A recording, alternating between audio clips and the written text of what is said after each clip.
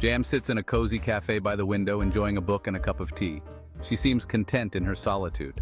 Hey, excuse me, that book you're reading? It's one of my favorites. Oh, really? It's quite interesting. Lei, a charming, slightly awkward guy, notices her right away.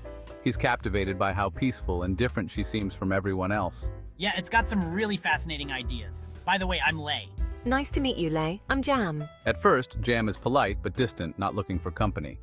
Lei is persistent but harmless, trying to impress her with his quirky knowledge about random topics. Did you know that the author wrote this while traveling through Europe? It's amazing how travel can inspire such deep thoughts. She gives him a slight smile, intrigued by his strange energy, and they exchange names before he leaves the cafe. She's perfect.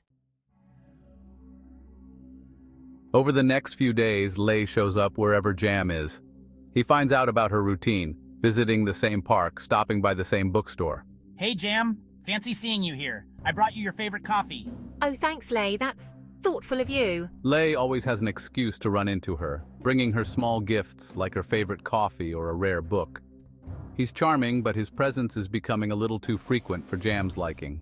Look, I found this rare book. Thought you might like it. Thanks, Lei. But you really don't have to keep doing this. One afternoon, Jam is walking home and Lei appears again. This time, he offers her flowers.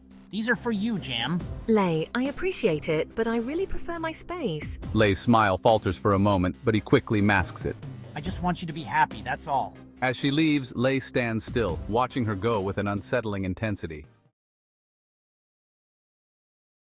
The next day, Jam finds a hand-drawn portrait of her left on her doorstep, unsigned. Realizing Lei is taking things too far, she tries to avoid him. Jam, why aren't you responding?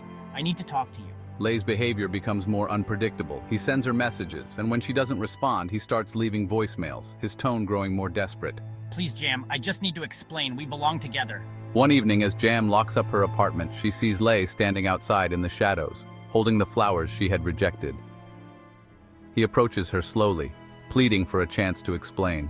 Jam, please, just hear me out. Lei, leave me alone. This is too much. Jam, frightened now, tells him to leave her alone, but Lei's obsession has spiraled out of control. No, you don't understand. We're meant to be together. I'm the only one who truly understands you.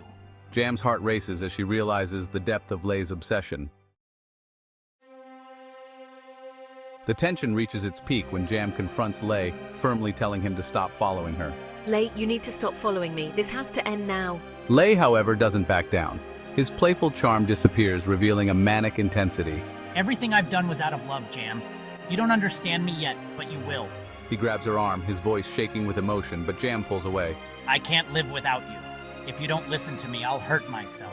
Jam, trying to stay calm, uses reason, telling him that love doesn't work like this and he needs to let go. Lei, love doesn't work like this. You need to let go. Lei hesitates, the realization of what he's become dawning on him. In the final moments, Lei, still broken but realizing the damage he's caused, lets Jam go. I'm sorry, Jam. He walks away into the night, leaving Jam shaken but relieved. Goodbye, Lei. She watches as he disappears, finally free from his obsession. The film ends with Jam returning to her apartment, locking the door behind her. She takes a deep breath, reclaiming her peace and solitude, though the impact of Lei's obsession still lingers in her eyes.